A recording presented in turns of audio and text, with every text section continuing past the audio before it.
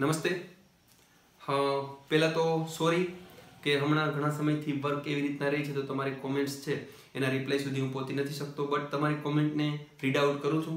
એમાં જે એવી બાબતો છે જે તમારા તરફથી પ્રશ્ન સ્વરૂપે રજૂ થાય છે એને હું રીડ આઉટ કરું છું. એમાંથી કઈ નવી બાબતો કે જે મેં રજૂ નથી કરી અને હું જાણીને પણ બીજા વ્યક્તિ આગળથી હું તમને વિડીયોઝ તરીકે એને તમારી જે રજૂઆતો છે એને કવર કરતો રહીશ અને ટાઈમ મળશે ત્યારે કોમેન્ટ પણ બધી રીડ આઉટ કરી રહીશ. અને જે મિત્રો થોડા કોલ આવે છે એને પણ હાર્ટલી સોરી કે દિવસ દરમિયાન કામ હોવાના કારણે ફોન રિસીવ ના થતા હોય. તો જે મિત્રો કોલ કરે છે તો એક રિક્વેસ્ટ કે ઇવનિંગના 8:30 થી 9 છે એ તમારા માટે સ્પેર રાખ્યો છે ટાઈમ, તો ત્યારે કોલ કરશો તો મને પણ અનુકૂળ રહેશે.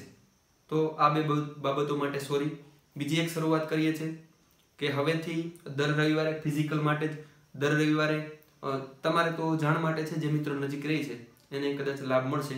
તો દર રવિવારે સવારે 6 થી લઈ અને 8 સુધી અહીંયા જ જુનાગઢ જિલ્લાનો માંગરોળ તાલુકો શારદાગ્રામ ગ્રાઉન્ડ છે, તમે જે આપણા વિડીયોઝ છે એમાં જોવો છો, તો ત્યાં દર રવિવારે સવારે 6 થી 8 દરમિયાન છે એ ત્યાં તાલીમ રાખશું. અને જે મિત્રો ત્યાં હાજર રહે એની જે પ્રોબ્લેમો છે એને પ્રેક્ટિકલ સોલ્વ કરવાનો પ્રયત્ન કરશું અને ફિઝિકલી પ્રેક્ટિકલી બધી એક્સરસાઇઝો છે એને બતાવી અને જેટલું પણ સપોર્ટ થાય એ આપવાનો પ્રયત્ન કરશું. તો એવરી સન્ડે તાલીમ રહેશે શારદાગ્રામ તાલુકો માંગરોળ જિલ્લો જુનાગઢ. અને ભાઈઓ માટે મોર્નિંગ રહેશે અને બહેનો તરફથી જો કંઈ રિક્વાયરમેન્ટ આવશે તો કંઈક ઇવનિંગના અલગથી આયોજન કરી અને ઇવનિંગના બહેનોને તાલીમ આપવાનો પ્રયત્ન કરશું. બટ બહેનો જ્યારે કોઈ આવા ઈચ્છતા હોય અને આવી બાબત છે એ ક્યાંયથી રજૂઆત આવશે તો એની સાથે એના વાલી હોવા જરૂરી હશે. તો એક એફર્ટ છે કે નિઃશુલ્ક કોઈ પણ છે એના માટે ફીસ કે એવું કંઈ હશે નહીં, નિઃશુલ્ક રહેશે. તો દર રવિવારે 6 થી 8. બીજું અહીંયા વિડીયોમાં પણ હું જે મિત્રો દૂર છે એને કહેતો જ રહી બધું અને પોસિબલ હશે તો ત્યાં નેટવર્ક હશે તો એને લાઈવ પણ આપવાનો પ્રયત્ન કરીશ.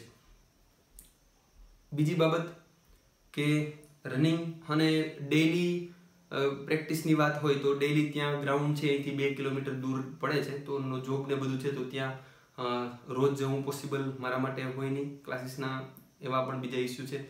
અને જે મિત્રો રોજ એવું કંઈ તાલીમ કે એવું ઈચ્છતા હોય તો નજીકના મિત્રો છે એ અહીંથી જે મારા ઘરથી રોડ પડે છે રોડ ઉપર ત્યાં સવારે 4 થી 6 ની વચ્ચે કોઈ ઈચ્છતા હોય અને કોન્ટેક્ટ કરશે તો ત્યાં પણ હું પ્રેક્ટિકલ એને મને જેટલું ફાવે એટલું કરાવવાનો પ્રયત્ન કરીશ. પોલીસ કોન્સ્ટેબલની ભરતીમાં રનિંગના માર્ક્સ છે એ આખું ચિત્ર છે એ સ્પષ્ટ કરશે મારી દ્રષ્ટિએ. કોઈ વ્યક્તિ 70 મેળવે છે માર્ક્સ, રનિંગમાં 10 આવશે તો 60 વાળો 20 મેળવીને 10 આગળ જતો રહેશે. તો રનિંગ છે એ અતિશય વધારે મહત્વનું છે. અને 20 થી નીચે ટાઈમ લાવવા માટે માત્ર રનિંગથી કામ નહીં ચાલે.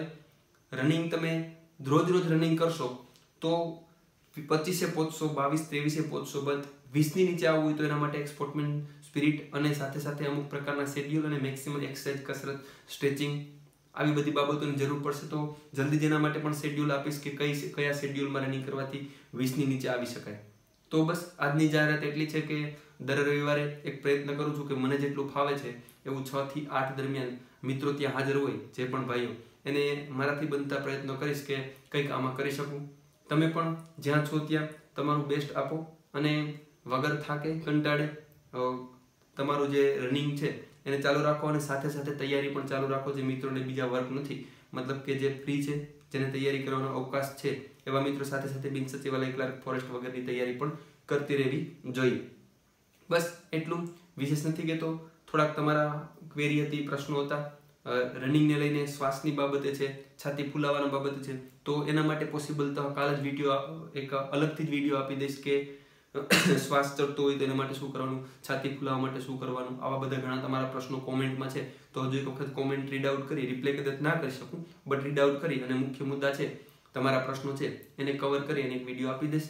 તો બધાને હાર્ટલી ઓલ ધ બેસ્ટ. થાક્યા વગર સતત ઝઝુમતા રહો અને 25 માર્ક્સ છે એનો જ હંમેશાને માટે ટાર્ગેટ રાખો તો તમે મેક્સિમમ માર્ક્સ છે એને ગેઇન કરી શકો.